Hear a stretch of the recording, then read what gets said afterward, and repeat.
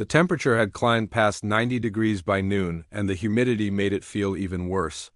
It was the kind of heat that made your clothes stick to your skin the moment you stepped outside. The kind of day where the only reasonable thing to do was find water and stay in it, for the Thompsons.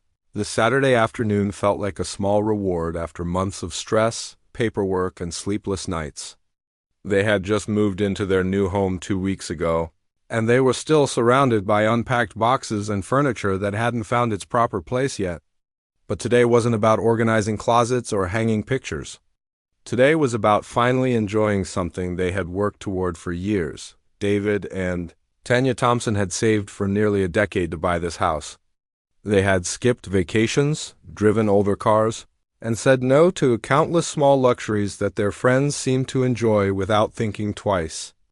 Every extra dollar went into their savings account, slowly building toward a down payment that sometimes felt like it would never be enough. But it was enough.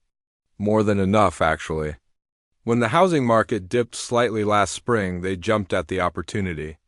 They found a beautiful 4-bedroom home in Riverside Meadows, a quiet gated community on the edge of town known for its tree-lined streets, top-rated schools, and a resort-style community pool that the real estate agent had made sure to show them twice during their tour. That pool had been the thing that sealed the deal for their kids.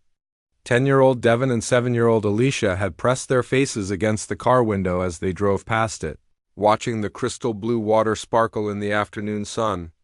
There was a splash pad for younger children, a diving board at the deep end, and plenty of lounge chairs scattered around the deck. It looked like something out of a vacation brochure. "Can we go swimming there?" Alicia had asked, her voice full of hope.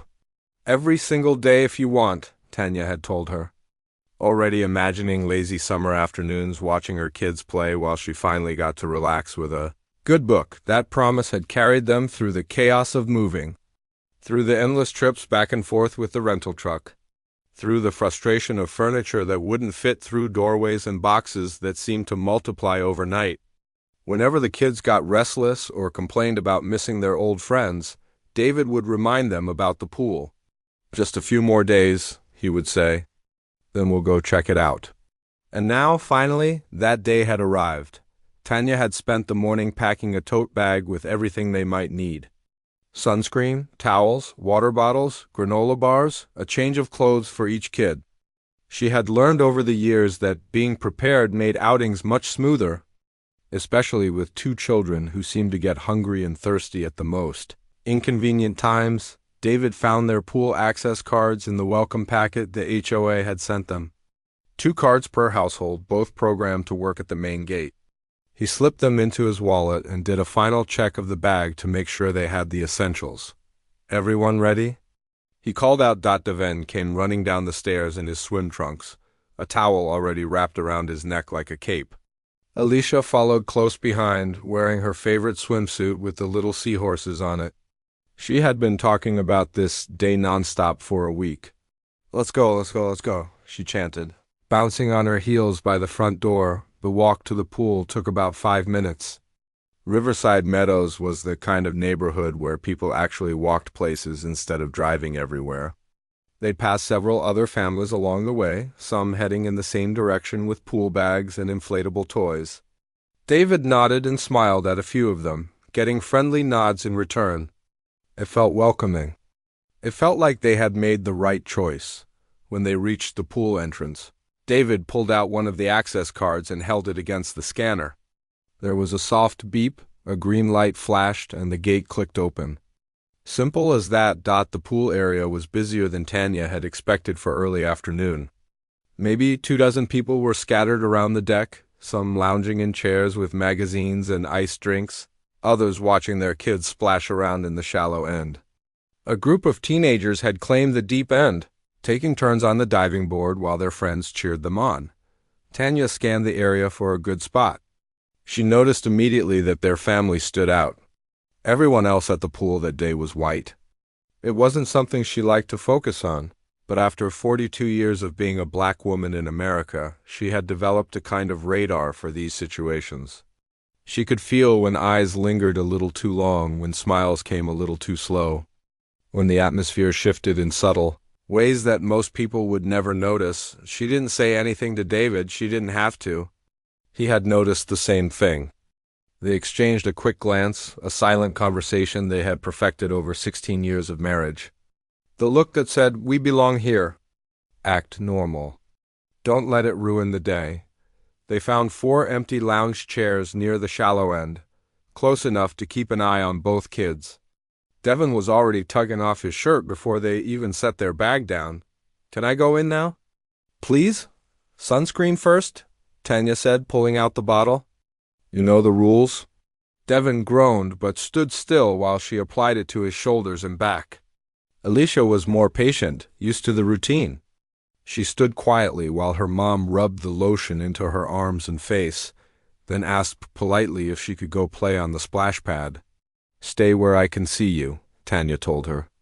"And if anyone bothers you, come straight back here, okay?" Alicia nodded and skipped off toward the water, her flip-flops slapping against the warm concrete. Devin followed, cannonballing into the shallow end with the kind of reckless joy that only a 10-year-old boy can manage. David settled into one of the lounge chairs and let out a long breath. "This is nice," he said, watching his kids play. "Really nice." Tanya sat beside him, letting herself relax for the first time in what felt like weeks. The sun was warm on her skin. There was a light breeze carrying the smell of chlorine and coconut sunscreen, and her children were laughing. This was exactly what she had imagined when they signed those closing papers. For about 20 minutes, everything was perfect. Then Tanya noticed the woman. She was sitting about 30 feet away, on the opposite side of the pool deck. Somewhere in her mid-50s, with short blonde hair cut in a sharp bob and a pair of oversized designer sunglasses that probably cost more than Tanya's entire outfit. She wore a white linen cover-up over her swimsuit and held a tall glass of something that looked like iced tea, and she was staring at the Thompsons, not glancing. Not casually looking in their direction, staring, her head would turn to follow Devin as he swam from one end of the shallow section to the other. Her eyes would track Alicia as she ran through the splash pad fountains. Every few minutes she would look over at David and Tanya, studying them like they were problems she needed to solve. Tanya tried to ignore it. Maybe the woman was just naturally nosy. Maybe she was bored and people watching. Maybe it was nothing, but the feeling in Tanya's stomach told her otherwise. That familiar knot of anxiety that she wished she didn't know so well. The one that showed up whenever she was reminded that some people would never see her family as neighbors, as community members, as people who belonged. She reached over and touched David's arm. "You see her?" He didn't turn his head, but his jaw tightened slightly. "Yeah, I see her. What do you want to do?" "Nothing," he said quietly. "We're not doing anything wrong. We have every right to be here. She can stare all she wants." Tanya nodded, but she couldn't shake the unease settling over her. The pool suddenly felt less welcoming. The sunshine felt a little less warm dot, and across the deck, the woman was reaching for her phone. Tanya watched the woman set her phone down after a few seconds. Maybe she was just checking a text message. Maybe she was scrolling through social media like everyone else at the pool seemed to be doing. There was no reason to assume the worst, but Tanya couldn't relax. That feeling in her gut wouldn't go away. She tried to focus on her kids instead. Devin had made friends with another boy around his age, and the two of them were having some kind of underwater contest, probably seeing who could hold their breath the longest. Alicia had found a little girl to play with on the splash pad, and they were running through the fountains together, shrieking with laughter every time the water sprayed up unexpectedly. "This is good," Tanya told herself. "This is what we wanted." "Let it go." David seemed to have the same idea. He had pulled out his phone and was reading something, his body language deliberately casual. They had both learned a long time ago that the best response to uncomfortable attention was to simply exist, to refuse to shrink, to take up space like you belong there, because you did. 10 more minutes passed. The woman across the pool hadn't moved, but she also hadn't done anything else that seemed threatening. Tanya started to wonder if she had overreacted. Maybe the woman was just curious about new neighbors. Maybe she was waiting for a chance to come over and introduce herself. It wouldn't be the first time, Tanya had misread a situation. Then the woman stood up. She gathered her things slowly and deliberately, folding her towel with precise movements, tucking her book into her bag, finishing the last sip of her drink. She put on a wide-brimmed sun hat that matched her cover-up and adjusted her sunglasses.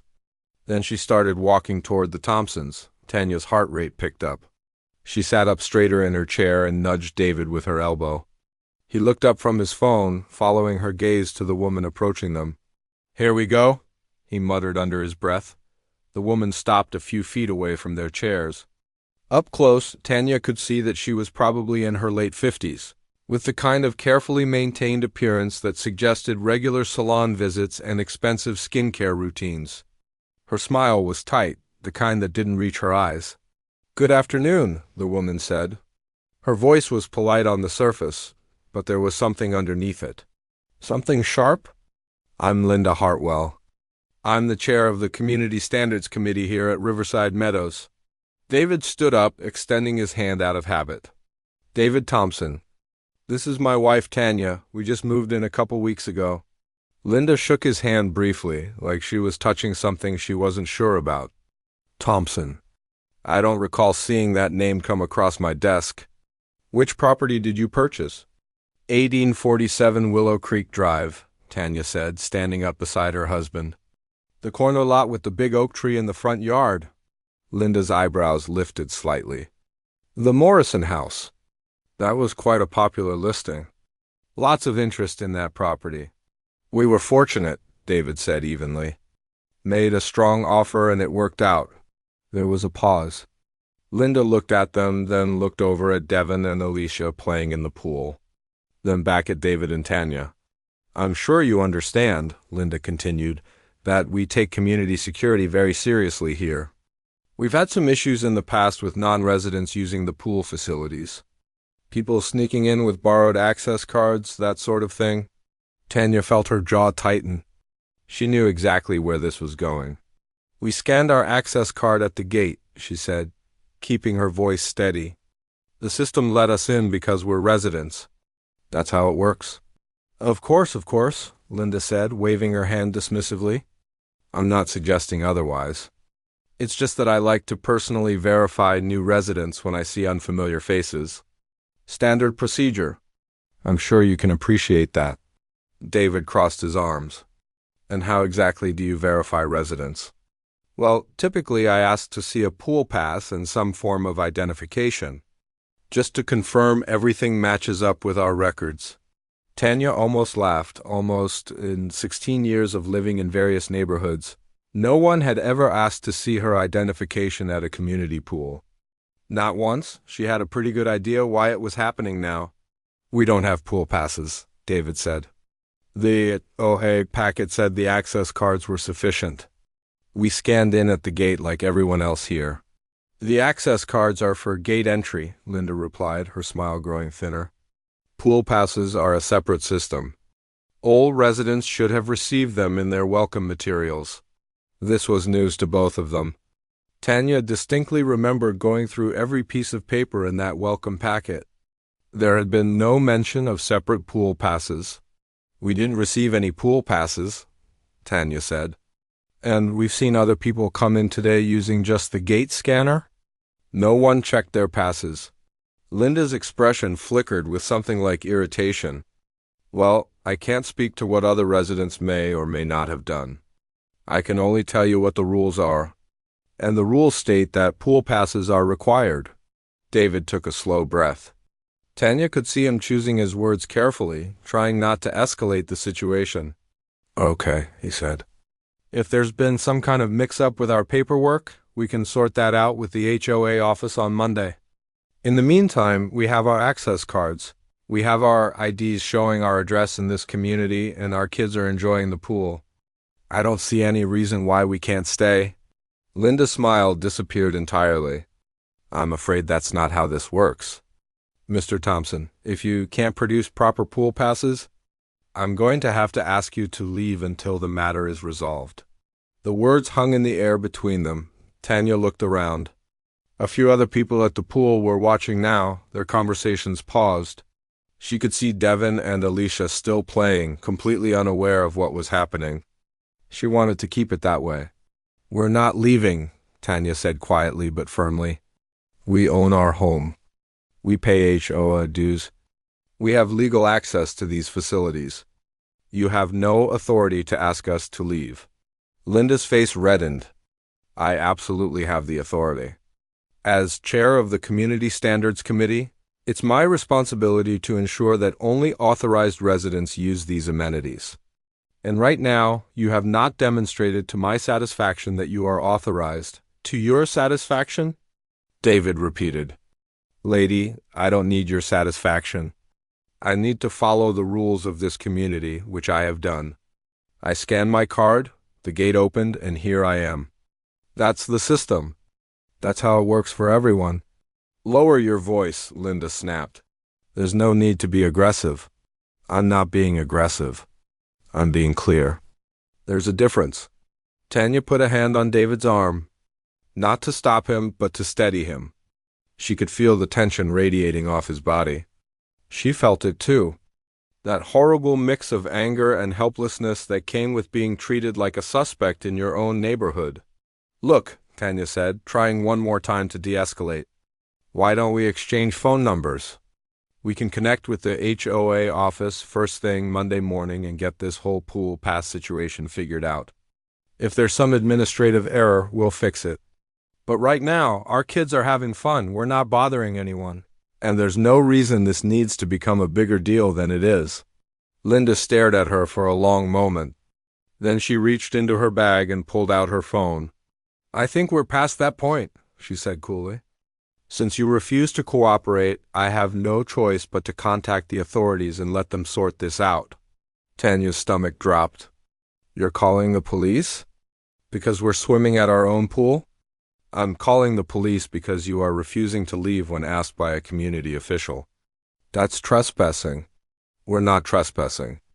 We live here." Linda was already dialing. "We'll let the police determine that." David and Tanya stood frozen as Linda lifted the phone to her ear. Around them, the sounds of the pool continued. Kids laughing, water splashing, someone's radio playing a summer song. But for the Thompsons, everything had gone quiet. In the shallow end, Devin finally noticed something was wrong. He stopped swimming and looked over at his parents, his face shifting from confusion to concern. Alicia was still playing, oblivious, but it wouldn't be long before she noticed too. Tanya's heart was pounding. She thought about all the stories she had seen on the news. All the incidents that started exactly like this. A misunderstanding, a phone call, and then everything spiraling out of control. She reached down and gripped David's hand. He squeezed back, his palm damp with sweat. "Yes, hello," Linda was saying into her phone. "I need to report a trespassing situation at the Riverside Meadows community pool. There's a family here who refuses to leave the premises." She paused, listening. "No, they claim to be residents, but they can't provide proper documentation. They've become confrontational, and I don't feel safe." Tanya's mouth fell open. Confrontational? They hadn't raised their voices. They hadn't threatened anyone. They had simply refused to leave their own community pool. But she knew how this would sound to whoever was on the other end of that call. She knew what picture Linda was painting, and she knew there was nothing she could do to stop it. The next 12 minutes felt like 12 hours. Linda had finished her phone call and retreated to the other side of the pool deck, positioning herself near the entrance gate like she was standing guard. She kept glancing over at the Thompsons, her phone still clutched in her hand, ready to document whatever happened next. Tanya had called Devin and Alicia out of the water. She didn't explain why. She just said they needed to take a break and dry off for a little while. Devin knew something was wrong. He kept looking between his parents and the blonde woman by the gate, trying to piece together what was happening. Alicia was upset about leaving the splash pad, but settled down when Tanya handed her a granola bar and wrapped a towel around her shoulders. "Mom, what's going on?" Devin asked quietly. "Why does that lady keep looking at us?" Tanya knelt down to his level. "There's just a little misunderstanding, baby. Some people are coming to help sort it out. Everything's going to be fine." She wished she believed that. David was pacing slowly, his hands shoved in the pockets of his swim trunks. He had that look on his face that Tanya recognized from years of marriage. The look that meant he was barely holding it together. The look that meant he wanted to scream, but knew he couldn't. "This is insane," he muttered when Tanya stood back up. "We're waiting for the police at our own pool." "Our own pool, Tanya. I know. What are we supposed to tell the kids?"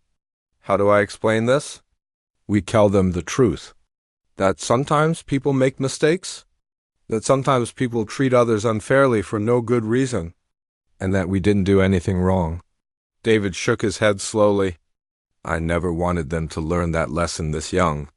Neither did Tanya, but the world didn't care what they wanted. Around them, the pool had grown quieter. Several families had packed up and left, whether because they were uncomfortable with the situation or simply because it was getting later in the afternoon. But a handful of people remained, and most of them were watching. A young woman in a red swimsuit had moved closer to the Thompsons. She looked like she was in her late 20s, with dark hair pulled back in a ponytail and a kind face. She had been sitting alone reading a book when the confrontation started, and Tanya had noticed her frowning as Linda made her phone call. "Excuse me," the young woman said softly, approaching Tanya. "I'm so sorry to interrupt. I just wanted to say that I saw everything that happened and it was completely out of line. That woman had no right to treat you that way." Tanya felt her eyes sting with unexpected tears. "Thank you. That means a lot. I'm Michelle. I live over on Birch Lane. If you need a witness or anything, I'm happy to help. I've already got video of most of it on my phone." David turned around. "You recorded it?" Michelle nodded. "I started filming when she walked over to you. I had a feeling things might go sideways." "I hope that's okay." "More than okay," David said. "Thank you." Before they could say anything else, the sound of car engines interrupted them. Through the pool fence, they could see two police cruisers pulling into the parking lot. The red and blue lights weren't flashing, but their presence was enough to make Tanya's stomach clench. Alicia looked up from her granola bar. "Mommy, why are there police cars?" Tanya smoothed her daughter's hair. "They're just coming to talk to us for a minute. It's nothing to worry about. You stay right here with Devin, okay? Daddy and I will be right over there." Two officers got out of the cruisers. One was a tall man with a shaved head who looked like he was in his 40s. The other was a younger woman with her hair pulled back in a tight bun. They walked through the pool gate, scanning the area as they approached. Linda practically ran to meet them. "Officers, thank you so much for coming. I'm the one who called. The family in question is right over there." She pointed directly at the Thompsons. The male officer held up a hand to slow Linda down. "Ma'am, let's take this one step at a time. I'm Officer Rodriguez. This is Officer Chun. Can you tell us exactly what the problem is?" Linda launched into her explanation. She talked about pool passes and proper documentation and community standards. She described David and Tanya as uncooperative and aggressive. She said she had felt threatened when they refused to leave. Tanya listened with growing disbelief. It was like hearing someone describe a completely different encounter. Every word out of Linda's mouth twisted what had actually happened. When Linda finished, Officer Rodriguez nodded slowly. Then he turned and walked over to where the Thompsons were standing. "Folks, I'm Officer Rodriguez. Mind if I ask you a few questions?" "Not at all," David said. His voice was calm, controlled. Tanya knew how hard he was working to keep it that way. "The woman who called says you're not residents here and that you refused to leave when asked. Can you tell me your side of things?" David pulled out his wallet. "We moved into this community 2 weeks ago. 1847 Willow Creek Drive. I have my driver's license right here with our address on it. We purchased the home outright. We scanned our HOA access card at the gate to get in, which is the system this community uses." He handed his license to the officer, who examined it carefully. "And the pool passes she mentioned?" "We were never issued pool passes," Tanya said. "We went through our entire HO welcome packet. There was no mention of separate pool passes being required. The access card is supposed to be sufficient for all community amenities. Officer Rodriguez handed the license back to David. Ma'am, do you have your access card on you? Tanya pulled it from their bag. Right here. It worked at the gate. Green light, click, gate opened. That's why we're here. The officer turned to his partner and said something quietly that Tanya couldn't hear. Officer Chun walked over to the gate and appeared to be examining the scanner system. Linda was hovering nearby, her arms crossed tight over her chest. Officer, I don't see how any of this proves they actually live here. Identification can be falsified. They could have gotten that access card from anyone. Officer Rodriguez turned to look at her. Ma'am, are you suggesting these residents faked their government-issued identification? Linda stammered for a moment. I'm not saying that, I'm just saying we can't be too careful. This community has standards. We have a responsibility to protect our residents from people who don't belong. From people who don't belong. The words hit Tanya like a punch to the chest. There it was, out in the open, not even hidden behind fake concerns about pool passes or documentation. Just the raw, ugly truth of what this had always been about. Michelle, the young woman who had offered to be a witness, stepped forward. Officers, I live at 2201 Birch Lane. I've been here the whole time, and I saw everything. This family scanned in at the gate just like everyone else. They were minding their own business until this woman came over and started demanding to see their identification. When they showed her proof that they live here, she still insisted they leave. Then she called you. She held up her phone. I have video of the entire interaction if you need it. Officer Rodriguez looked at Michelle, then at Linda, then back at the Thompsons. Something shifted in his expression. A weariness like this wasn't the first time he had responded to a call like this. Ma'am, he said to Linda, these folks have provided valid identification showing they live at an address within this community. They used a working access card to enter the pool area. Do you have any actual evidence that they're not residents here? Linda's face flushed red. Well, no, but that's not the point. I have a responsibility to... The point, Officer Rodriguez interrupted gently but firmly. Is that you called 911 to report a trespassing situation that doesn't appear to exist? These people have every right to be here. Officer Chun had returned from examining the gate. The scanner log shows an access card registered to the Thompson household was used at 1:47 this afternoon. Everything checks out? David let out a breath he seemed to have been holding for 20 minutes. Tanya felt her shoulders drop as some of the tension finally released, but they weren't out of this yet.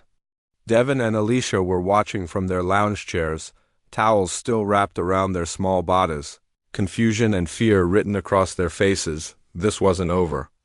Not really. The police might leave, but they still had to live in this neighborhood. They still had to see Linda at community events and HOA meetings. They still had to explain to their children why their perfect summer day had turned into something else. Entirely, Officer Rodriguez turned to the Thompsons with something that might have been an apology in his eyes. Sir, ma'am, you're free to continue enjoying the pool. I'm sorry for the inconvenience. But Tanya wasn't looking at him anymore. She was looking at Linda, who stood frozen by the gate. Her face a mask of humiliation and barely contained fury, and she was looking at the other residents around the pool who had watched the whole thing unfold. Some of them looked sympathetic. A few looked ashamed. But others had expressions that Tanya couldn't quite read. She wondered which ones would have made the same call Linda did. She wondered if she would ever feel comfortable in this pool again. The Thompsons didn't stay at the pool after the police left. They couldn't.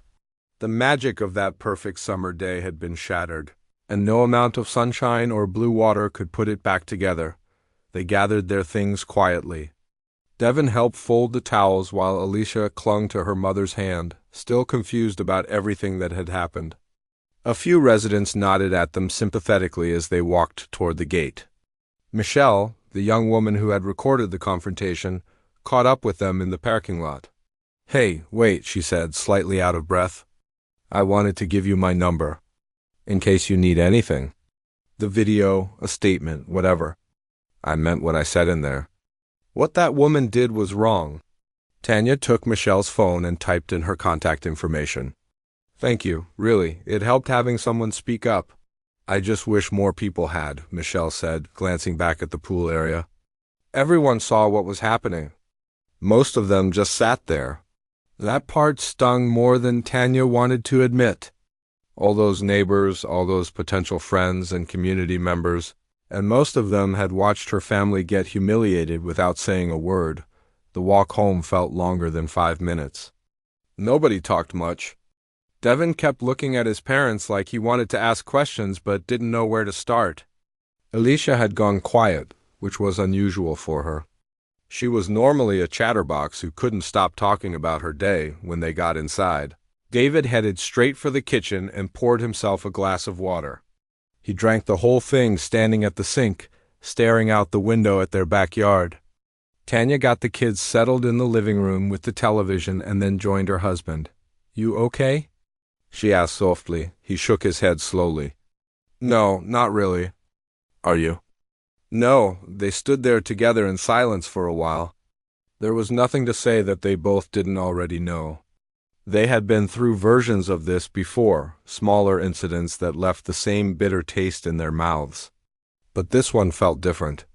This was supposed to be their fresh start, their dream home, the place where they would raise their kids and build a life, and on their very first trip to the community pool, someone had called the police on them that night.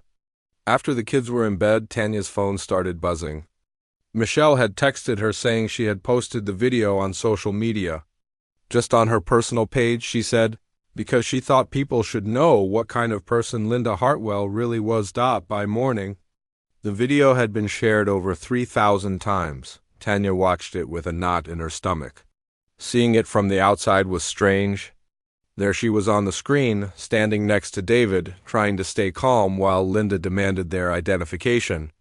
There was Devin in the background, watching with worried eyes. There was Linda's smug expression as she dialed the police. There was everything. The comment section was a mixture of outrage and support. Strangers from all over were calling out Linda's behavior, sharing their own similar experiences, expressing sympathy for the Thompson family. A few people tried to defend Linda, saying she was just following protocol, but they were quickly drowned out by the majority. By noon, the video had been picked up by a local news station. A reporter reached out to Michelle, who gave them Tanya's contact information. Tanya stared at the message for a long time before responding. Part of her wanted to let the whole thing fade away. But another part of her, the part that thought about Devin and Alicia and the lessons they were learning about the world, knew that staying silent wasn't an option. She agreed to an interview. The news segment aired 2 days later. They showed the video, interviewed Tanya and David, and reached out to Linda Hartwell for comment. Linda declined to appear on camera, but released a statement through her lawyer saying that she had been acting in the best interests of the community and that she stood by her actions. That statement made things worse for her, not better. The Riverside Meadows HOA was flooded with calls and emails. Residents demanded action. People who didn't even live in the community were leaving reviews on real estate websites warning potential buyers about what kind of place this was. The HOA board, which had been silent up to this point, suddenly had no choice but to respond. An emergency meeting was scheduled for the following Saturday at the community center. Attendance was mandatory for all board members, and all residents were invited to speak. The room was packed when the Thompsons arrived. Tanya had almost decided not to come. She didn't want to make a spectacle of herself or her family. But David convinced her that their voice needed to be heard. If they stayed home, other people would tell their story for them. And that story might not be accurate. They found seats near the middle of the room. Devin and Alicia were with a babysitter at home. This wasn't a conversation for children. Linda Hartwell was sitting in the front row, her back straight and her expression defiant. She had brought her husband, a quiet man in a golf shirt who looked like he wished he could be anywhere else. A few people who seemed to be her friends sat nearby, forming a small wall of support. The HOA president, a heavy-set man in his 60s named Robert, called the meeting to order. He looked tired and uncomfortable, like someone who had been getting very little sleep.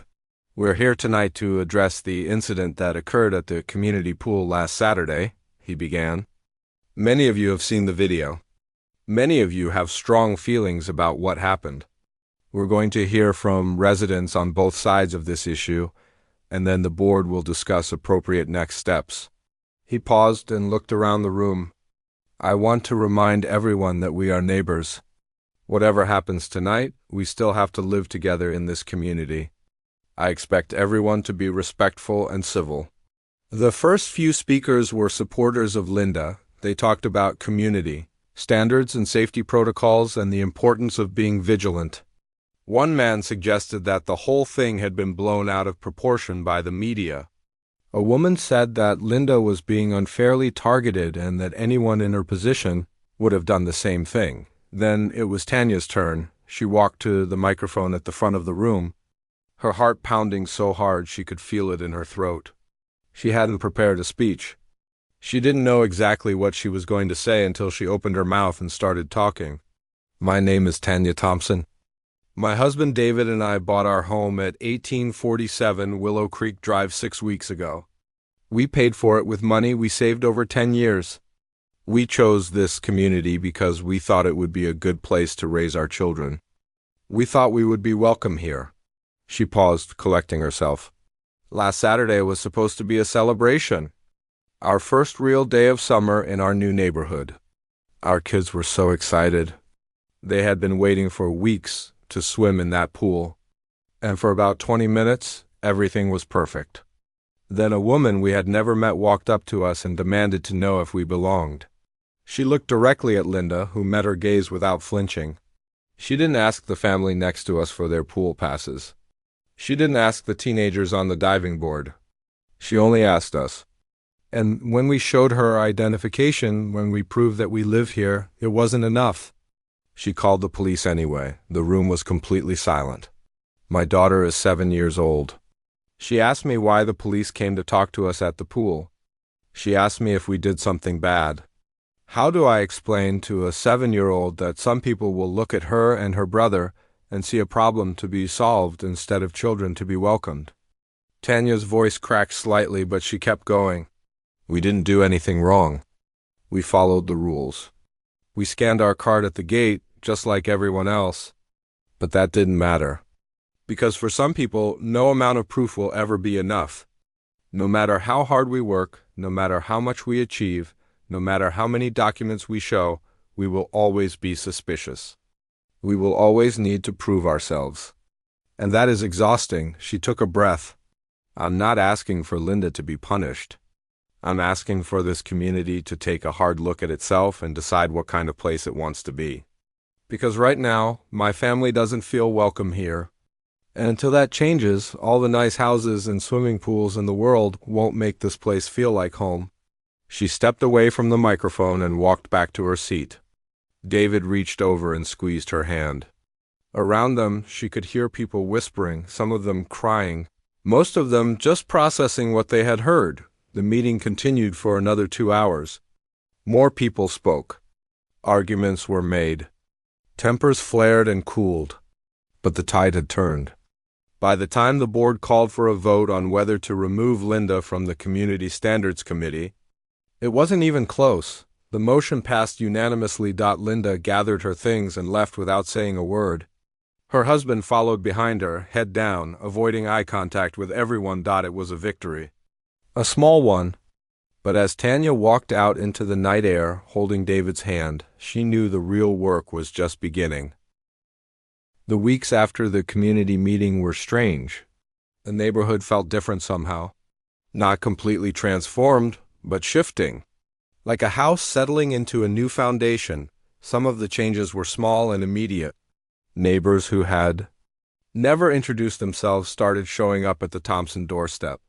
Some brought cookies, some brought wine. A few just came to shake hands and say they were sorry about what happened, that they should have spoken up at the pool that day, that they hoped the family would give Riverside Meadows another chance. Tanya accepted these gestures graciously, even when part of her wondered where all these friendly faces had been when she needed them most. She understood that it was easier to be brave after the fact. It was easier to pick a side once you knew which way the wind was blowing. She didn't hold it against them, but she didn't forget it either. Other changes took longer to unfold. The OA board announced a series of new initiatives in the weeks following Linda's removal. They formed a welcoming committee specifically designed to help new residents feel included. They revised the pool access policy to make it crystal clear that the gate scanner was the only verification needed. They even hired an outside consultant to conduct bias training for all HOA volunteers and committee members. Michelle, the young woman who had recorded the video and stood up for the Thompsons at the pool, was asked to lead the new diversity and inclusion task force. She accepted on the condition that Tanya would serve as co-chair. Tanya hesitated at first. She hadn't moved to Riverside Meadows to become an activist. She had moved here to live quietly and raise her family. But David reminded her that sometimes the world chooses your battles for you. Sometimes the only way through is forward. She said yes. The task force started meeting every other week. They reviewed community policies, organized neighborhood events designed to bring people together, and created a system for residents to report concerns anonymously. It wasn't revolutionary work, but it was necessary. Every small step mattered. As for Linda Hartwell, she became something of a ghost in the neighborhood. After her removal from the committee, she rarely left her house. When she did, she walked with her head down, avoiding eye contact with everyone. The neighbors who had once clustered around her at community events now kept their distance. Whether out of genuine disapproval or simple self-preservation, the result was the same. Linda had become isolated. 3 months after the pool incident, a for sale sign appeared in her front yard. Tanya heard the news from Michelle, who had driven past Linda's house on her way to a task force meeting. Neither of them knew what to make of it. Part of Tanya felt satisfied. Part of her felt something else she couldn't quite name. Not sympathy exactly, but maybe recognition. Recognition that Linda was also a human being who had made a terrible choice and was now living with the consequences. The house sold quickly. A young couple with a toddler bought it. Tanya brought them a welcome basket. The week they moved in, filled with snacks and a list of her favorite local restaurants. She didn't mention what had happened with the previous owner. There was no need to burden them with that history. They deserved a fresh start, same as everyone. A few days before Linda was scheduled to move out, something unexpected happened. Tanya was working in her front garden, pulling weeds and planting some flowers she had picked up at the nursery. The afternoon was warm and quiet. Devin was at a friend's house and Alicia was inside watching cartoons. David was running errands. She heard footsteps on the sidewalk and looked up to see Linda standing at the edge of her lawn. Tanya's first instinct was to tense up. Her body remembered the confrontation at the pool, the phone call to the police, the humiliation of being treated like a criminal in front of her children. Those memories lived in her muscles and bones now, ready to surface at any moment, but Linda looked different. Smaller, somehow. The sharp confidence that had defined her at the pool was gone. In its place was something that looked almost fragile. "I'm not here to cause trouble," Linda said quickly, holding up her hands. "I just wanted to talk, if you're willing." Tanya pulled off her gardening gloves slowly. "Talk about what?" Linda took a shaky breath. "I wanted to apologize. What I did at the pool that day was wrong. I knew it was wrong even while I was doing it, but I couldn't stop myself. I was so convinced that I was right, that I was protecting the community, that I never stopped to think about what I was actually doing, who I was actually hurting." Tanya didn't say anything, she just waited. "I've had a lot of time to think these past few months," Linda continued, "about why I reacted the way I did, about the assumptions I made, about the kind of person I've been without even realizing it. It's not easy to look at yourself honestly and not like what you see." She paused, her voice wavering. "I'm not asking for your forgiveness, I don't deserve it. I just wanted you to know that I'm sorry, truly sorry, for what I put you and your family through, for the example I set, for all of it." Tanya studied the woman standing in front of her. This was not the Linda she had met at the pool. That Linda had been sure of herself, certain of her own righteousness. This Linda was broken open in a way that seemed genuine. Why did you do it? Tanya asked quietly. Really, why did you walk over to my family that day and not anyone else? Linda's face crumpled. I don't have a good answer. That's the worst part. I could tell you it was about pool passes or community standards, but we both know that's not true. The truth is, I saw your family and I made assumptions. Assumptions I didn't even know I was making until it was too late. I told myself I was being responsible, but I was really just being afraid. Afraid of something I didn't understand. Afraid of change. She wiped at her eyes with the back of her hand. That's not an excuse. There is no excuse. I just want you to understand that I'm trying to be different. I'm trying to do better. Even if it's too late for this neighborhood, maybe it won't be too late for wherever I end up next. Tanya stood there for a long moment, the afternoon sun warm on her face. She thought about Devin and Alicia.